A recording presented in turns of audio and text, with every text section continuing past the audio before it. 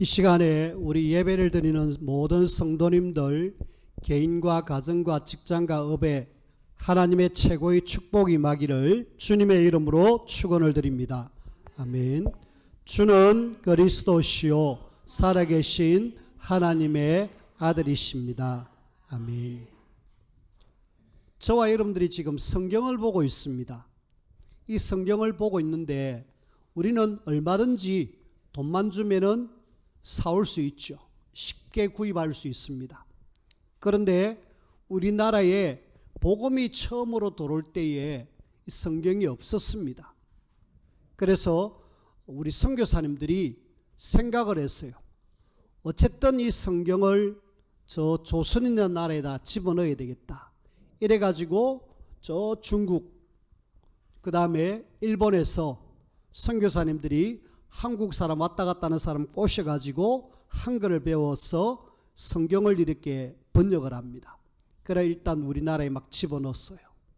그리고 영국의 토마스 선교사님 이분은 우리나라에 말씀을 전달해 줘야 되겠다. 이래가지고 상선을 타고 대동강변으로 올라오다가 대원군의 세국 정치 때문에 못 올라오고 그만 그 배가 불이 나요. 그 불이 나는 속에 토마스 선교사님이 내가 여기서 죽으면 안 되겠다 해서 강으로 뛰어내려서 내려옵니다. 그 품에는 성경을 가지고 있었어요. 우리처럼 이렇게 완벽한 66권 성경이 아니었습니다.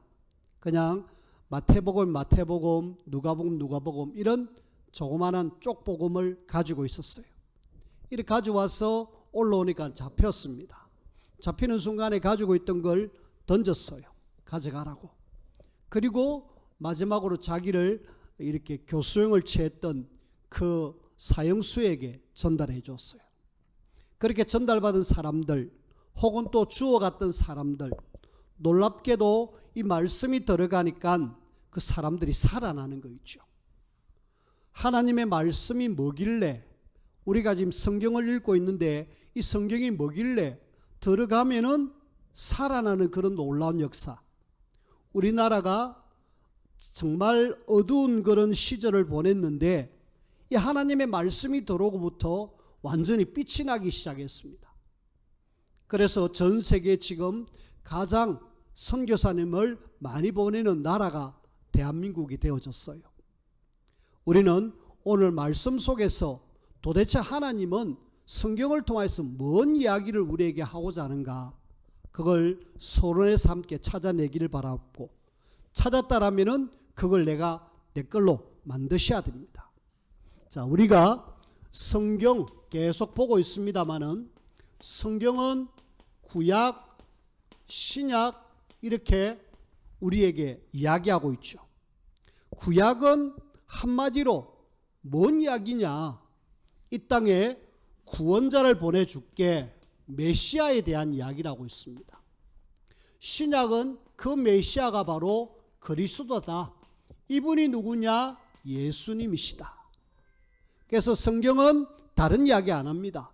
성경은 예수님이 구약에는 메시아, 신약에는 그리스도, 예수님이 그리스도, 요 이야기를 지금 하고 있어요. 그래서 성경을 통하여서 예수 그리스도의 비밀을 모르면은 성경을 못 본 거예요. 지금은 고인이 되었습니다마는 한때 우리나라의 전직 대통령이었던 전두환 전 대통령, 이분이 이런저런 일 때문에 저 백담사로 이렇게 유배 비슷하게 가 있었죠. 근데 그 가 있는 동안에 뭐 했느냐? 성경을 가지고 가서 읽었는지 안 읽었는지는 모릅니다. 근데 분명히 성경을 가져갔다고 이야기해요. 또 우리 SK 회장 최태원 회장도 보니까 이런저런 일로 인해서 감옥에 들어갈 때 성경을 가져갔다 그랬어요. 왜 이 성경책을 가져갑니까? 그래도 한번 읽어보려고, 뭔가 좋은 책인 줄 알고 읽어보려고. 근데 아무리 읽어보려고 그래도 하나님께서 원하시는 이 비밀을 모르면은 성경이 의미가 없어요. 그래서 성경 구절을 가만히 보니까 요한복음 3장 16절에 보니까 하나님이 세상을 이처럼 사랑하사 독생자를 주셨으니 이는 저를 믿는 자마다 영생을 얻었고, 하나님이 예수 그리스도를 통하여서 하나님의 사랑을 우리에게 보여줬어요. 성경은 하나님이 예수님을 보내주가지고 죽게 하셔서 우리를 구원하기 위한 책이구나. 우리를 구원하기 위한 책이구나. 그리고 요한복음 5장 24절에 보니까 하나님께서는 이 예수님을 믿는 사람은 영생을 얻었고 사망에서 생명으로 옮겨졌다. 하나님이 살 수 있는 길, 사망에서 생명으로 예수 그리스도를 믿는 순간에 그렇게 옮겨진다라고 이야기해요.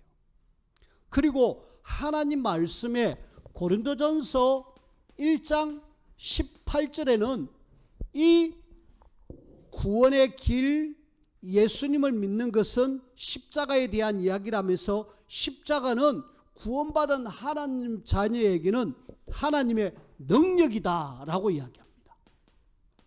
그리고 고린도전서 9장 14절에 보니까 여기는 뭐라고 이야기하냐면은 사는 길이다라고 이야기해요.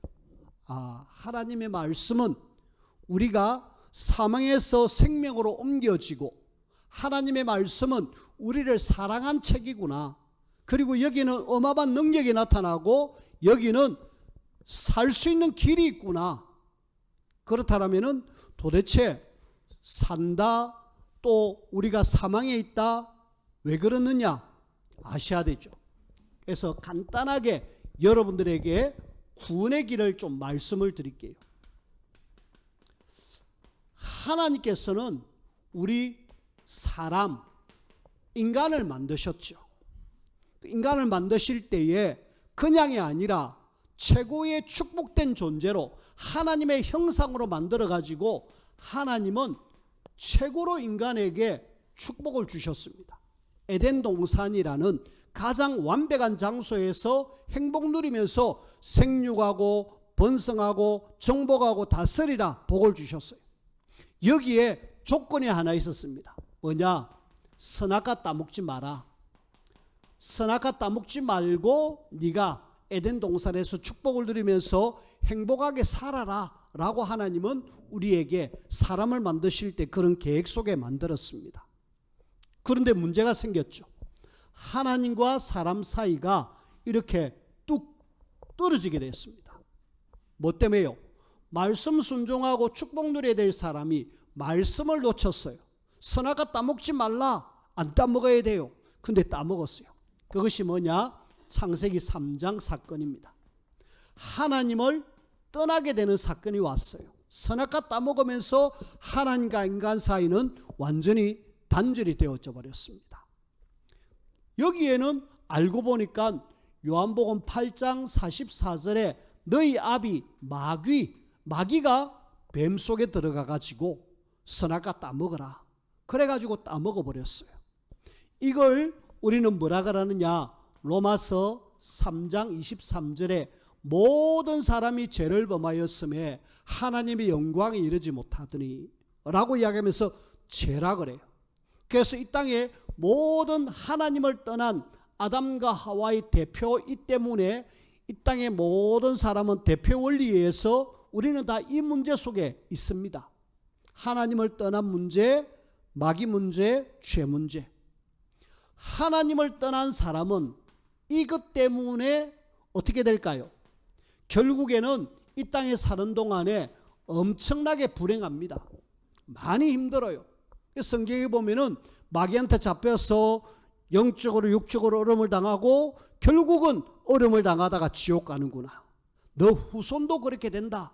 이러면서 영원히 불행하게 살다가 결국은 지옥 가고 후손도 그렇게 되어집니다. 자, 사람들은 이 불행함, 결국은 지옥감, 불안 때문에 이거 어떻게 해결해야 되지 하고 고민하다가 하는 것이 뭐냐? 안타깝게도 종교를 선택합니다. 뭘 믿어봐요. 그리고 이 속에 있으면서 착하게 살면 되지 뭐 이러면서 선행을 합니다. 종교 선행, 어떤 사람은 점쟁이 집에 찾아가고 굿도 하고 그럽니다. 해결이 아니죠. 그래서 하나님은 이 속에 있는 인간이 더 이상 불행하지 말고 이 문제를 해결하기 위해서 하나님께서는 누구를 보내주셨느냐? 그리스도를 보내주셨는데 그 그리스도가 누구냐면은 예수님이십니다. 예수님이 이 땅에 와가지고 하나님을 떠난 인간에게 요한복음 14장 6절 길을 이루셨어요. 절대로 길이 없는데 예수님이 길이 돼가지고 하나님께로 갈 수 있는 길을 열어주셨습니다. 그리고 그 마귀를 절대로 이길 수 없는데 하나님의 아들 예수님이 오신 것은 요한일서 3장 8절에 보니까 마귀의 일을 멸하셨다 그러셨습니다. 실제로 예수 이름이 선포되어지면 마귀는 떠나갑니다. 뿐만 아니라 죄 문제, 로마서 8장 2절에 보니까 죄와 사망의 법에서 우리를 해방시켜 주셨다. 해방. 우리는요 예수님 때문에 길 찾았고요, 예수님 때문에 승리했고요, 예수님 때문에 우리는 해방되어진 사람, 이 예수님을 정확하게 알고 내 마음속에 모시는 순간에 나는 하나님의 자녀가 되고, 하나님의 자녀는 불행이 아니라 이제는 행복의 시작입니다. 그리고 우리는 어디 가느냐? 천국 갑니다. 이 이야기를 말하는 걸 우리는 세계복음화라 그래요. 자, 우리는 지금 하나님의 자녀가 돼가지고 행복 누리고 하나님의 자녀의 축복을 누리면서 천국을 우리가 보장받았어요. 천국 갈 때까지 우리는 뭐 해야 되느냐? 세계복음화. 그런데 문제는 여기에 있는데 우리에게는 자꾸 이런저런 문제가 와요. 하나님의 자녀인데 행복에 될 사람이 막 힘들어요. 엄청난 문제가 왔어요. 거기에서 우리는 뭐 하면 되느냐? 기도하면서 하나님 말씀 따라 하나님의 계획을 찾으면 됩니다. 한 사모님이 성추행을 당했어요. 성폭행을 당했어요. 그러니까 얼마나 힘들겠어요. 더더군다나 아가씨 때. 엄청나게 그 힘든 걸 이 사람은 하나님의 계획으로 봤습니다. 아, 이 시대에 많은 우리 나와 같은 사람들이 있을 거다. 하나님이 이걸 경험하게 해가지고 하나님이 이걸 통해서 마귀를 원하느냐 찾으니까 답이 나오잖아요. 그들을 도와줘라, 그들을 살려줘라. 그래가 이분이 그걸 발판 삼아가지고 뛰어넘습니다. 그리고 공부를 합니다. 그런 쪽에 계속 공부를 해서 상당 공부를 해서 많은 상처받은 사람들에게 도움을 줍니다. 구성의 사모인데 이분은 지금 많은 후대들에게 답을 주면서 나도 옛날에 그랬는데 이것이 나에게는 어마어마한 앞으로 가는 하나님의 축복의 발판이었다. 문제될 것이 없죠. 우리는 만약에 성추행을 당했다 이러면은 엄청난 상처고 문제잖아요. 오래전에 제가 있던 집 옆집에 자매가 밤에 이렇게 일하러 다니는, 학교를 가고 낮에는 일하는 그런 야학을 하는 여학생이 있었습니다. 이 여학생이 어느 날 밤길을 오다가 남자에게 이렇게 당했어요. 얼마나 상처가 됐든지 이 학생은 학교를 더 이상 안 가더라고. 직장을 안 가더라고. 그러면서 시름시름 아파가지고 어느 날 보따리 사고 자기 집으로 시골 집으로 돌아가더라고.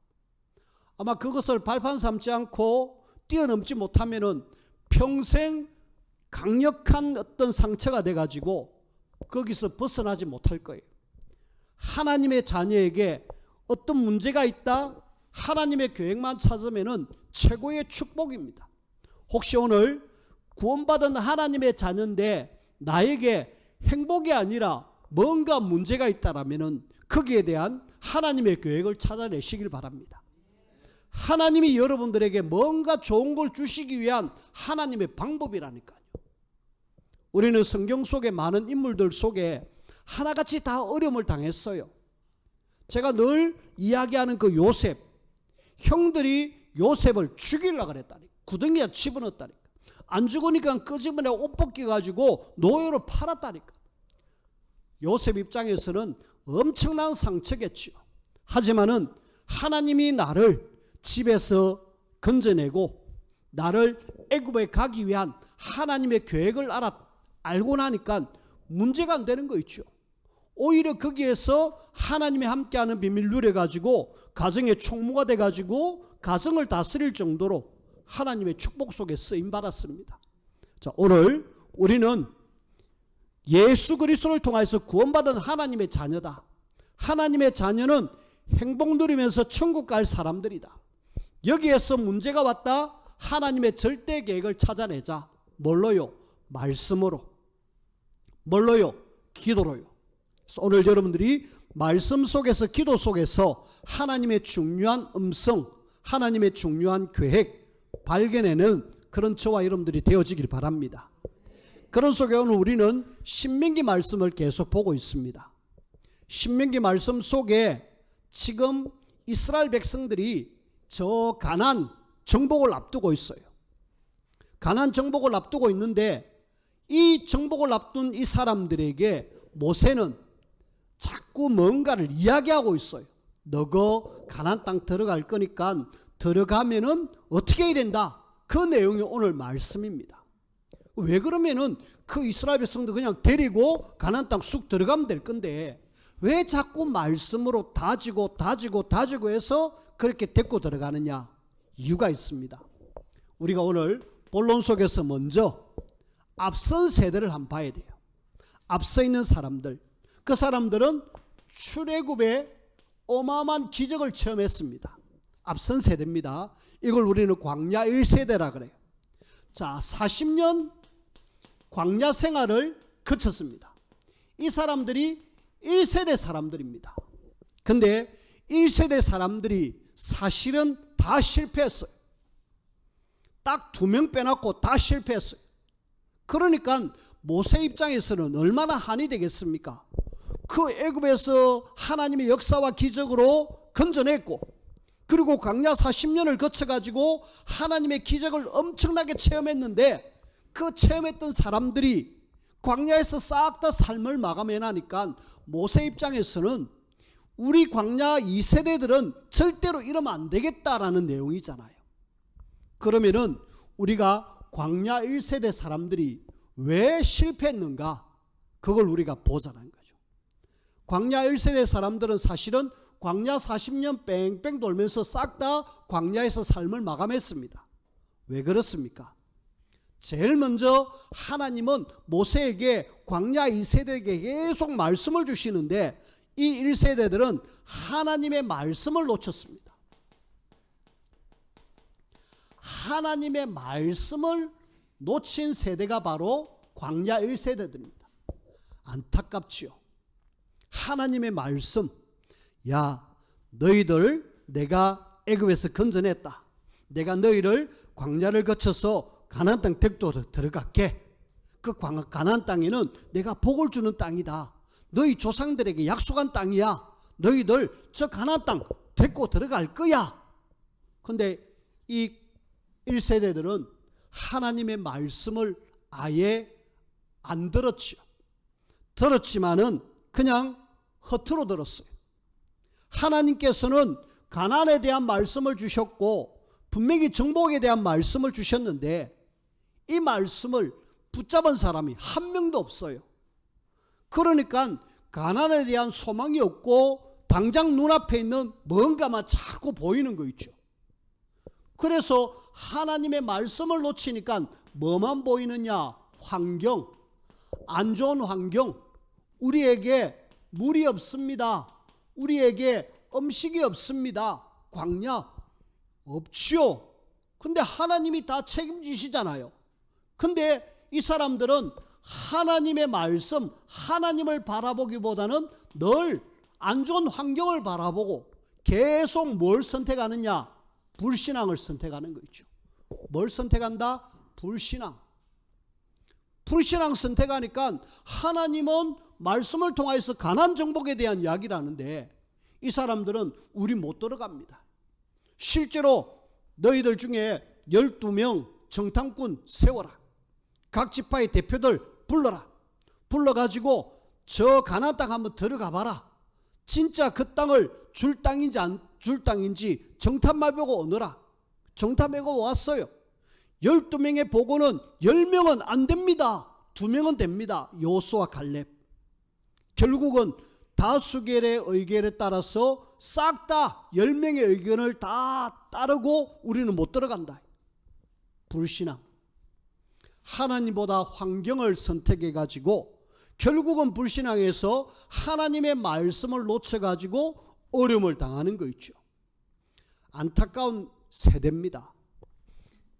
이런 속에 가나안 땅 약속을 받고 너가 들어가겠다 했는데 광야에서 삶을 마감했습니다. 광야 40년 동안의 삶을 그냥 끝을 내버렸어요. 안타깝죠. 하나님은 가나안 땅 주시겠다 했는데 그냥 광야에서 삶을 마감합니다. 이것이 광야 1세대들이에요. 출애굽에서 나와가지고 구원받아 놓고도 하나님이 원하시는 것 전혀 못하다가 그냥 계속 불평하다가 그냥 광야에서 한 명 한 명 이렇게 40년 동안 그냥 삶을 마감하는 거 있죠. 여기에서 주는 중요한 사인이 있습니다. 하나님의 말씀을 굳게 붙잡아라.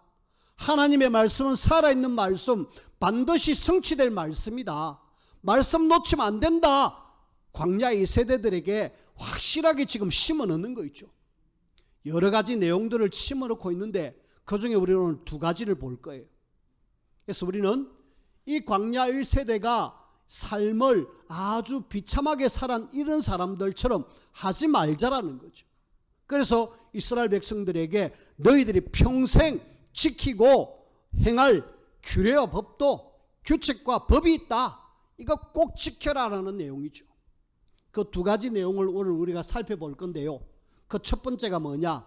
자, 이제 가나안 땅 정복하면은 그 가나안 땅에는 지금 우상 숭배로 꽉 차 있다. 광야 2세대 너희들 말씀으로 확실하게 모세가 다짐하고 있습니다. 너거 하나님 말씀 놓치지 마라. 붙잡아라 라는 내용인데 그 첫 번째가 뭐냐면은 하나님이 지금 평생 우리가 지켜야 할 규례와 법도 그 중에 우상 숭배에 대한 이야기를 하고 있습니다. 우상 숭배. 가나안 땅 들어가면은 이것들이 판을 치고 있다. 이거 어째야 되느냐? 지금 한마디로 1절부터 4절까지 하나님이 그 백성에게 가나안 땅 들어가면 이런 일들이 있으니까 너희들 완전히 없애라는 거죠. 우상 숭배. 한마디로 이 가나안의 원주민들이 이거 하고 있어요. 막 세워가지고 섬기고 산 위에 제단을 쌓고 이런 부분들 싹 없애라라는 이야기. 자, 우리가 한번 생각해 봅시다. 이 사람들이 왜 우상 숭배를 할까요? 왜 하나님 아닌 다른 것을 섬길까요? 이 사람들이 한마디로 복음을 듣지 못하니까 하나님 아닌 다른 것을 섬길 수밖에 없어요. 지금 이 땅에 많은 사람들이 왜 우상 숭배하느냐? 한마디로 복음을 듣지 못했어요. 아무도 이 사람들에게 복음을 전할 생각도 안 하고 관심도 안 가졌습니다. 우리가 우리 현장에 복음 전하지 않으면 이런 원주민처럼 우상 숭배할 수밖에 없어요. 우리가 복음을 계속 강조하고 전해야 될 이유가 바로 여기 있습니다. 이것은 우상 숭배는 결국은 어마어마한 재앙으로 올 건데 이걸 모르는 거 있죠. 여러분, 지금 우리 동남아 쪽에 많은 나라들을 한번 잘 살펴보시고 생각을 해보세요. 그 동남아의 많은 나라들이 거의 다 뭐하고 있느냐? 우상 숭배에 심각하게 빠져 있습니다. 근데 그 나라가 잘 사느냐? 아니요. 엄청난 재앙과 저주 막 오잖아요. 근데 그걸 모릅니다. 우리가 왜 이렇는가? 그냥 자연현상으로 받아들여요. 엄청난 태풍이 오고 재앙이 오고 재난이 오는데 그걸 모르고 그냥 사람들은 막 그냥 오니까 그냥 받아들이는 거 있죠. 우상 숭배, 재앙으로 반드시. 왜? 하나님 말씀에 3, 4대가 망하겠다 했다고 말씀하고 계십니다. 우리가 여기에 복음을 전해야 될 이유가 여기 있습니다. 하나님은 우상숭배하는 이 사람을 어떻게 보면은 굉장히 과격한 표현으로 완전히 멸해라고 이야기합니다. 표현 자체가 굉장히 과격합니다. 하나님이 오늘 말씀을 잘 보니까 너희가 마땅히 파멸하며 2절 끝에 그 제단을 헐며 주상을 깨뜨리며 아세라상을 불사르고 조각한 신상들을 찍어라. 그 이름을 그곳에서 멸해라. 자, 지금 하나님의 표현 보면은 굉장히 과격하잖아요. 왜 그렇습니까? 하나님의 단호함입니다. 하나님이 우상숭배에 대해서 완전히 단칼에 끊어내는 그런 부분들을 우리가 보게 되잖아요. 아니, 이 사람들이 하나님 만나지 못해가지고 우상숭배하는데 그걸 왜 하나님은 끊으라 그러느냐? 사실은 안타깝지만은 복음이 들어가지 않아서 그렇지만은 이걸로 인해 재앙이 오고 여기에 하나님이 이렇게 강하게 말한 이유가 있습니다.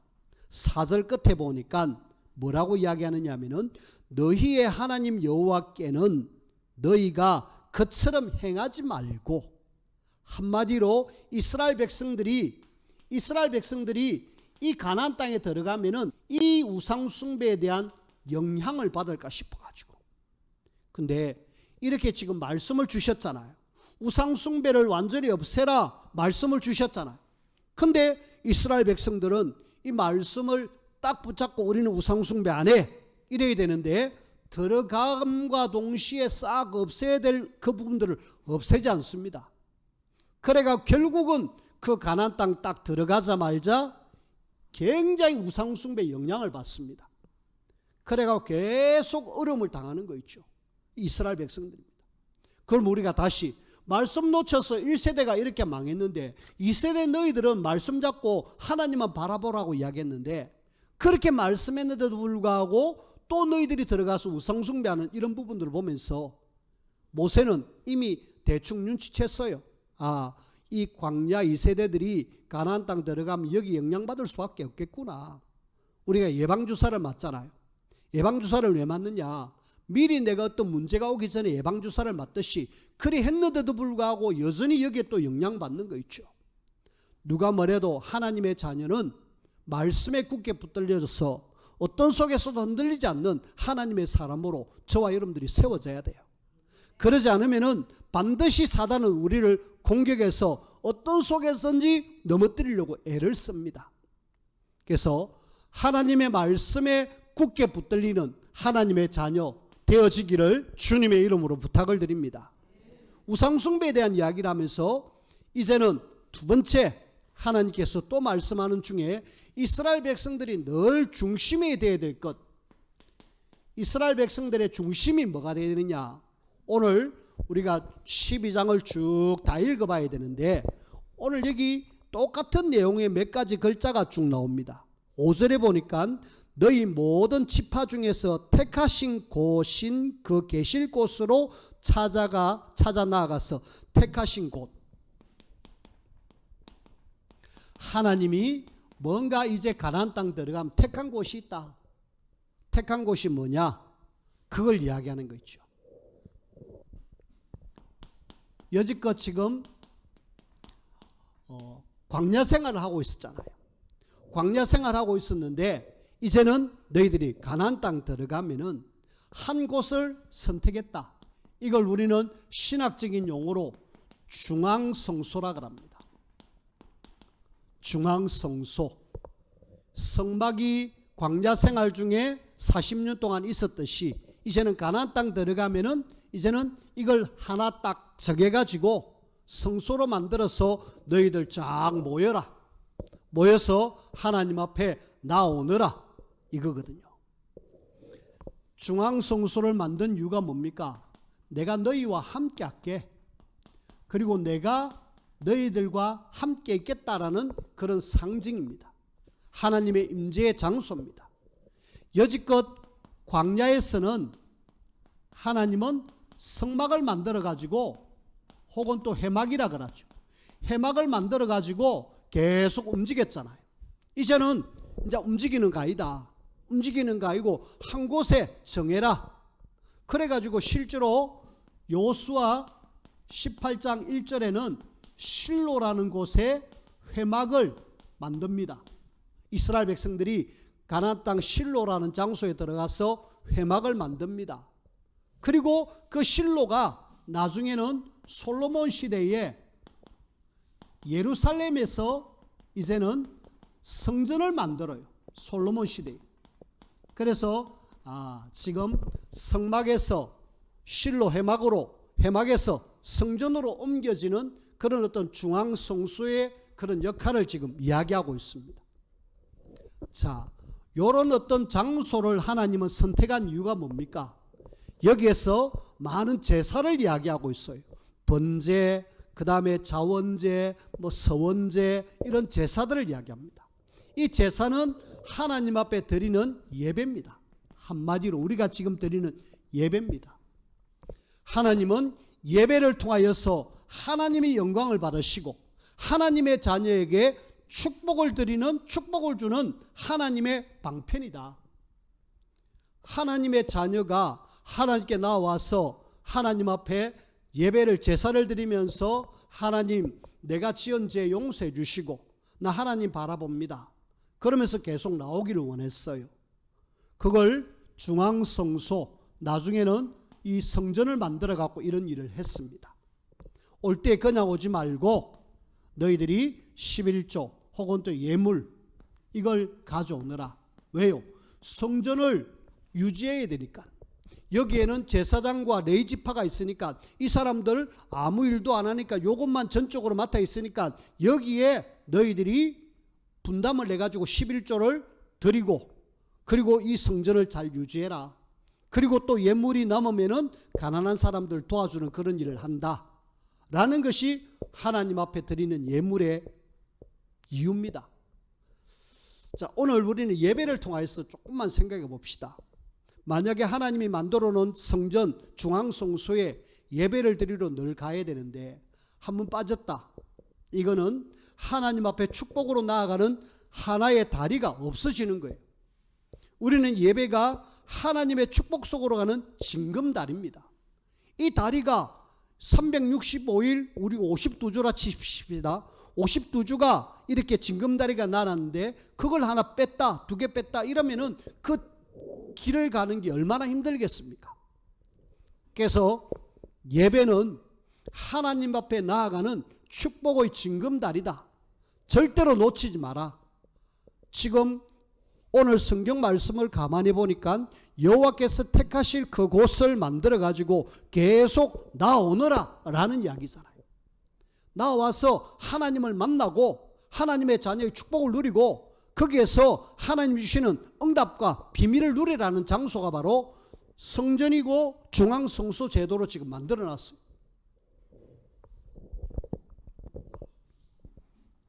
이렇게 하면은 오늘 읽은 말 읽지는 않았습니다만은 28절에 보니까 뭐라고 이야기하느냐. 내가 내게 명령하는 이 모든 말을 너는 듣고 지키라. 내 하나님 여호와의 목전에 선과 의를 행하면 너와 내 후손에게 영구히 복이 있으리라. 하나님은 축복을 약속해 놓고 이렇게 하기를 원해요.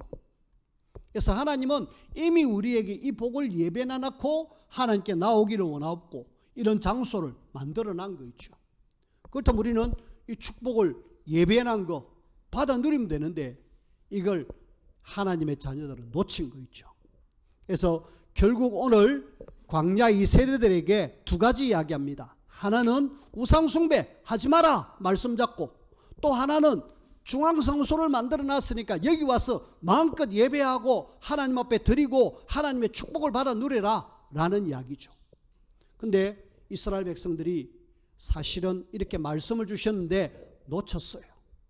놓쳐가지고 계속 어려움을 당합니다. 자, 오늘 교회가 이렇게 어떻게 발전되어졌는가를 여러분들이 조금만 생각해 보십시다. 제일 먼저 창세기 4장 또 창세기 13장에 보니까 하나님은 제일 먼저 제단이라는 걸 통하여서 짐승을 올려서 하나님 앞에 드려지는 것이 교회의 시작입니다. 그리고 이 제단이 이제는 광야 시대는 성막으로 혹은 또 회막으로 이렇게 발전되어졌어요. 그리고 이 해막이 성막이 이제는 솔로몬 시대의 성전으로 바뀌어졌어요. 그래서 솔로몬이 지었다 솔로몬 성전, 제1성전. 그 솔로몬 시대의 성전이 어느 날 무너졌어요.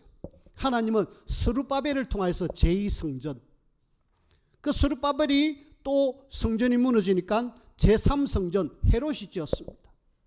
그 헤롯이 지은 성전도 어느 날 무너졌어요. 그리고 하나님은 이제 성전이 아닌 교회 시대를, 초대교회를 통해서 교회 시대를 열어갔습니다. 제단도 무너지고 성막도 없어지고 성전도 무너졌고 오늘날 교회도 무너졌습니다. 교회도 지금 힘이 없어요. 여기서 우리가 찾아내야 됩니다.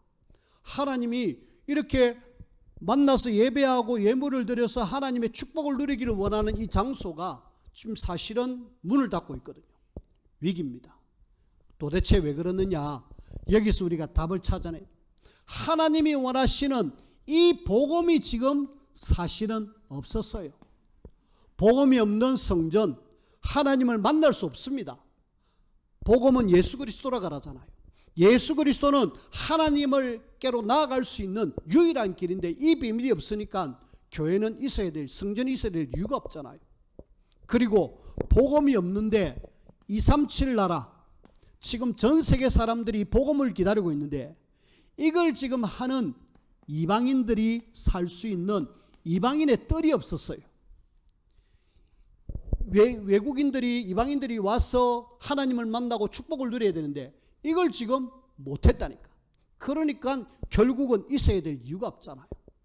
많은 사람들이 지금 병 들어가고 여기 와서 예배를 통해서 회복되어져야 되는데 치유하고 실제로 기도해서 응답받아야 될 기도의 뜰이 있어야 되는데 이 비밀이 없었어요. 그러니까 교회는 있어야 될 이유가 없습니다. 여기에 지금 후대가 사라졌어요. 지금 우리 후대, 하나님이 이 후대를 스미스로 세워갖고 전 세계를 살리기로 하는데 후대도 사라졌어요. 아이들의 뜰. 그러니까 없으니까 있어야 될 이유가 없잖아요. 그렇다면 오늘 복음을 가지고 여기에 방향 맞추면은 하나님은 분명한 축복을 우리에게 주실 거다. 우리 교회가 여기다 방향 맞춰야 돼요. 특히 감사하게도 지금 우리 교회 안에 237 중에 캄보디아 친구들이 오늘 3명을 예배를 했습니다. 계속 만나집니다. 하나님은 우리 237 나라에 온 친구들이 진짜 복음 듣고 제대로 세워지면은 우리는 굉장한 축복을 받을 수 있는, 여기에 지금 많은 사람들이 영육의 얼음을 당하고 있는데 치유해 줄 수 있는 그런 치유의 뜰, 기도의 뜰 우리가 해야 되고요. 그리고 후대들이 서밋으로 세워질 수 있는 아이들의 뜰, 이 3가지 뜰이 있는 교회, 복음 안에서 이게 없으니까 교회가 무너졌습니다. 우리는 오늘 이 지금 택하신 곳, 이곳에서 하나님은 축복을 받기를 원하는데 사실은 축복은커녕 계속 무너지고 말았습니다. 오늘날 교회 무너지고 말았습니다. 우리는 막아야 돼요. 우리는 더 이상 무너지면 안 된다. 무너지는 이 교회 속에 이런 3가지 뜰을 만들어서 모델의 교회가 되어져야 되겠다. 많은 사람들의 영향을 끼치는 교회가 되어져야 되겠다. 오늘 그 일에 하나님이 나를 부르셨음에 감사하고 또 늘 우리의 방향이 어디로 맞춰져야 될 것인가 찾고 인도받는, 말씀을 굳게 붙잡고 승리 누리는 우리 모든 성도님들이 꼭 되어지기를 주님의 이름으로 축원을 드립니다. 기도합시다. 하나님, 하나님의 자녀가 복을 받기를 원하는데 복이 아니라 도리어 말씀 놓쳐 세상의 영향을 받고 우상숭배의 영향을 받고 살고 있습니다. 더 이상 그런 인생이 아니라 하나님을 만나고 예배를 통하여서 참 하나님의 축복을 누리는 우리 모든 성도들이 될 수 있도록 도와주시고, 주의 몸된 교회는 무너져가는 교회 속에서 3가지 뜰을 확실하게 회복하여서 모델의 축복을 누리는 귀한 교회로 하나님이 세워주시고 역사하여 주옵소서. 예수님 이름으로 기도하옵나이다. 아멘.